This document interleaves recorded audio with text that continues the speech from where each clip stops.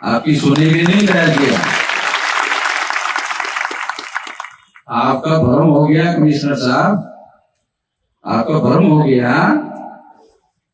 हमने ये आंदोलन 32 राज्यों में और 567 जिलों में 4000 से ज्यादा तहसीलों में 22,000 से ज्यादा ब्लॉक में और 1.5 लाख से ज्यादा गांव में फैला हुआ है। और 2030 तक ये 6 लाख गांव में हम लोग पहुंचा देंगे। और फिर 6 लाख गांव का आंदोलन होगा, राष्ट्रव्यापी आंदोलन होगा। जैसे गांधी जी ने अंग्रेजों को भगाने का आंदोलन चलाया था ना, अंग्रेज अन्याय करते थे तो अंग्रेजों के विरोध में गांधी जी ने सारे देश को तैयार किया था। तो फिर अंग्रेजों ने, गांधी जी ने अंग्रेजों के विरोध में चले जाओ का आंदोलन चलाया था कि अब चले जाओ। तो हम लोग सारे देश भर में 6 लाख गांव का आंदोलन, ज्यादा नहीं, 2030 तक खड़ा हो जाएगा। ज्यादा दूर नहीं है, 2030 चल रहा है। मैं 18 साल 3-4 महीने की मेरी उम्र थी, अभी मेरी उम्र 66 साल की है। 48 साल से इतना विशाल आंदोलन खड़ा किया और इतना विशाल आंदोलन, विशाल संगठन खड़ा किया। अब केवल 7-8 साल की बात है, 2030 तक 6 लाख गांव में पहुंच जाएगा और 6 लाख गांव का आंदोलन होगा। कानून और संविधान के दायरे में रहेगा। संविधान ने हमें अधिकार दिया है, भाजपा वाले हमको अधिकार नहीं दे रहे, कांग्रेस वाले हमको अधिकार नहीं दे रहे, वो लोग हमको अधिकार नहीं दे रहे। संविधान ने हमें अधिकार दिया। अब अपनी संगठित शक्ति का निर्माण करेंगे और संगठित शक्ति का निर्माण करके जो संविधान ने हमें अधिकार दिए हैं वो सारे के सारे हम लेंगे, अपने बलबूते पर, अपने संगठन की शक्ति के आधार पर पूरा लेंगे। ज्यादा समय नहीं, अभी 2030 तक। ये बात मैं पुलिस वालों को भी बता रहा हूं, ये बात मैं पुलिस वालों को भी बता रहा हूं, ये बात केवल आप लोगों को नहीं बता रहा हूं, पुलिस वालों को भी बता रहा हूं। अभी 2024 में चुनाव है और तमाम अपोजिशन पार्टी के लोग बीजेपी को परास्त करने के लिए मेरे पास आ रहे हैं, बड़े बड़े लोग मेरे पास आ रहे हैं। जिन लोगों को पुलिस वाले नमस्कार करते हैं वो लोग मेरे पास आ रहे हैं। अभी तो चुनाव हुआ नहीं है, होने के बाद सरकार बदल जाएगी तो पुलिस वालों को मुझे भी नमस्कार करना पड़ेगा, ऐसा हो सकता है। थोड़ा सा ध्यान रखो। लोकतंत्र में 5 साल में देश का एक बार चुनाव होता है, विधानसभा में साल भर चुनाव चलते रहते हैं देश भर में, और जिनके पास सत्ता होती है वो बदलते रहते हैं, वो चेंज होते रहते हैं। जो सत्ता में है वो बदलकर सत्ता के बाहर हो जाते हैं, जो सत्ता के बाहर है वो सत्ता में आ जाते हैं। ये लोकतंत्र है, ये ध्यान रखो। पुलिस वालों को ये ध्यान रखना चाहिए। ये परिवर्तन लोकतंत्र में ये होता रहता है, ये ध्यान रखना चाहिए। और हम ऐसी कोई बात नहीं कह रहे हैं जो संविधान के विरोध में है। हमारे संगठन में ये मेरा लिखित आदेश है, कानून और संविधान के विरोध में जाकर हमारे संगठन में कोई कार्य नहीं कर सकता। जिसने ऐसा किया मैं उसको निकाल देता हूं, मैं उसको रखता नहीं हूं। जब संविधान ने सारा का सारा अधिकार हमें दिया हुआ है तो हमें संविधान के बाहर जाकर करने की क्या जरूरत है? कानून और संविधान के दायरे में रहकर करने से ही सारे के सारे अधिकार हमको मिलते हैं। बल्कि जो लोग कानून और संविधान के विरोध में जाकर काम करते हैं वो लोग जेल के अंदर होते हैं। तो कानून के दायरे में रहकर हम लोगों को सारे देश भर में काम करना है, ये मेरा आदेश है। तो इसलिए हम ऐसे किसी व्यक्ति को हमारे संगठन में नहीं रखते जो कानून और संविधान के दायरे में रहकर काम नहीं करता है। दूसरी बात साथियों, मैं ये बताना चाहता हूं कि आने वाले समय में ज्यादा समय नहीं है,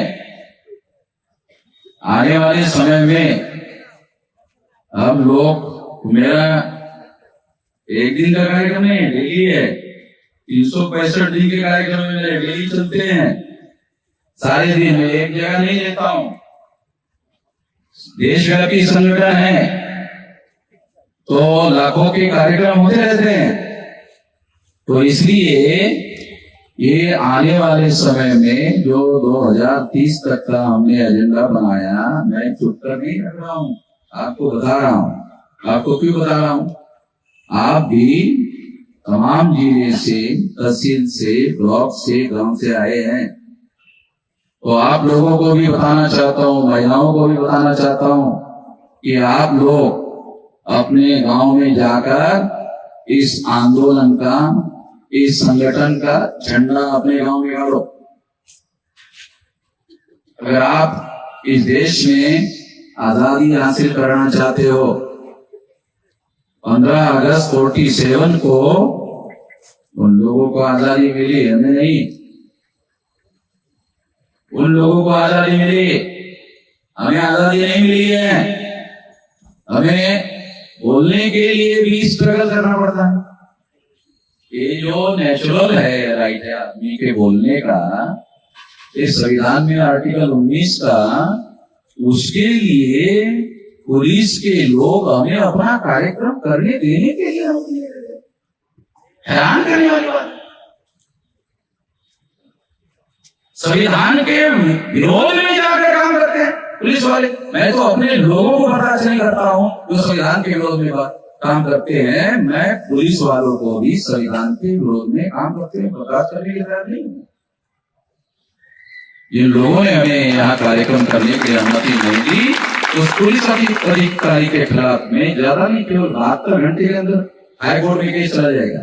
ज्यादा नहीं, 72 घंटे में पुलिस अथॉरिटी के खिलाफ में 72 घंटे। मेरे को किसी वकील को पैसा नहीं देना पड़ता, मैं वकील से ही चंदा लेता हूँ। मैं वकील से ही चंदा लेता हूँ।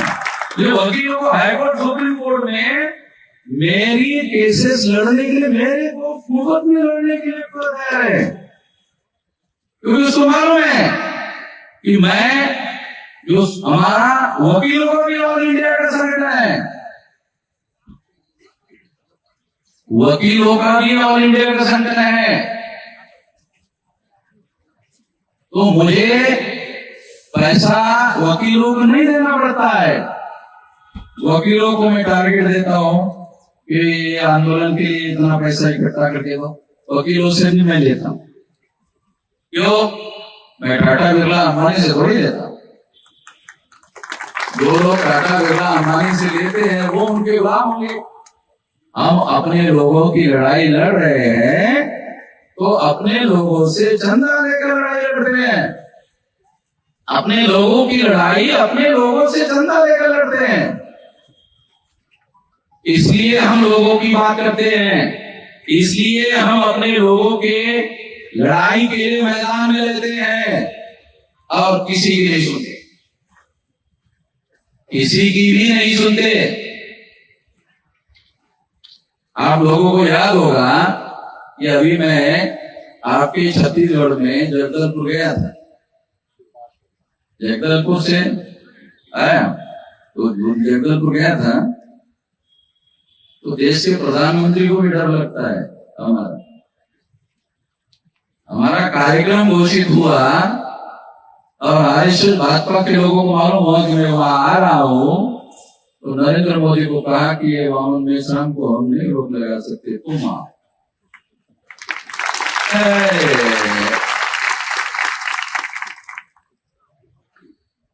उसका कोई कार्यक्रम नहीं था। जगदलपुर में मेरा कार्यक्रम घोषित होने के बाद में क्यों डर लगता है? आप लोगों के साथ सहयोग और समर्थन से आंदोलन कर रहे हैं। टाटा बिरला अंबानी के साथ सहयोग समर्थन से नहीं कर रहे हैं, लोगों के साथ सहयोग समर्थन से आंदोलन कर रहे हैं। इसलिए उन लोगों को डर लगता है। साथियों, मैं बहुत ज्यादा लंबी बात नहीं कहना चाहता, मैं आखिरी बात आप लोगों के सामने कहना चाहता हूं। 2024 में मोदी नहीं रहेंगे, ये हमने डिसाइड कर लिया। मोदी को रहने नहीं दे। जो अपोजिशन पार्टी के लोग हैं वो मेरे पीछे लगे हैं। मैंने उनको अपोजिशन पार्टी के लोगों को मैंने अभी हाँ नहीं कहा कि मैं उनको साथ दूं, वो मेरे पीछे लगे हुए। मैंने हाँ नहीं कहा, मगर आपको कह रहा हूं 2024 में मोदी को रहने मिलेंगे।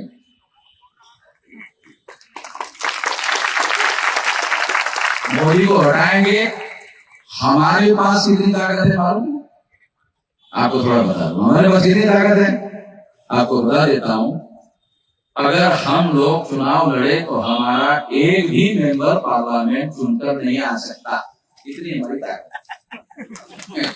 आप लोगों को मेरे से ज्यादा कोई सच्चा बोलने वाला आदमी नहीं है। समझ, सच बोलता हूं, जितना बोलना जरूरी उतना ही बोलता है। मगर मैं अपना कैंडिडेट जितवाने लायक नहीं हूं, हरवाने लायक। आप लोगों ने आधा सुना था, आधा अभी पूरा कर दिया। मैं एक भी एमपी जितवाने लायक, एक भी एमपी अपना जितवाने लायक नहीं हूं, मगर दूसरों के एमपी को हरवाने लायक हूं। मेरे पास बैलेंसिंग पावर है। मैं जिसके पलड़े में वजन डालूंगा वो चुन कराएगा। मेरा वजन जिस पलड़े में डालूंगा वो चुन कराएगा। और मेरा वजन अब किस पलड़े में रहेगा अभी मैंने घोषित नहीं किया, मगर मोदी के विरोध में रहेगा। ये घोषित कर देता हूं, मैंने इससे पहले नहीं किया ये घोषित, मगर मैं ये घोषित कर रहा हूं। सारे देश भर की हम लोग कम से कम 400 लोकसभा में हम लोग हरवाने की ताकत रखते हैं। ज्यादा नहीं, 543 में से 400 लोकसभा की सीटें हैं जहां हम लोग हरवाने की हमारे पास ताकत है। और पुलिस वालों को भी बोल रहा हूं, वो भी थोड़ा ध्यान रखे। उनको भविष्य में हमें नमस्कार करते वक्त शर्मिंदा ना होना पड़े, शर्मिंदा होना पड़ेगा। मैं उनको बचाने की कोशिश कर रहा हूं। साथियों, 2030 तक का मैंने आपको अल्टीमेटम दिया, तो आपको दोबारा ये बात कहकर समझाना चाहता हूं कि आप लोग अपने गांव में जाओ और अपने गांव में वापस जाने के बाद ये जो आंदोलन हम खड़ा कर रहे हैं उसका यूनिट, संगठन का यूनिट खड़ा करो और अपने आसपास के गांव, पड़ोस के गांवों को जाकर के इस संगठन का प्रचार प्रसार करो। अपने पैसे से करो, क्योंकि हमको टाटा बिरला अंबानी से पैसा नहीं लेना है।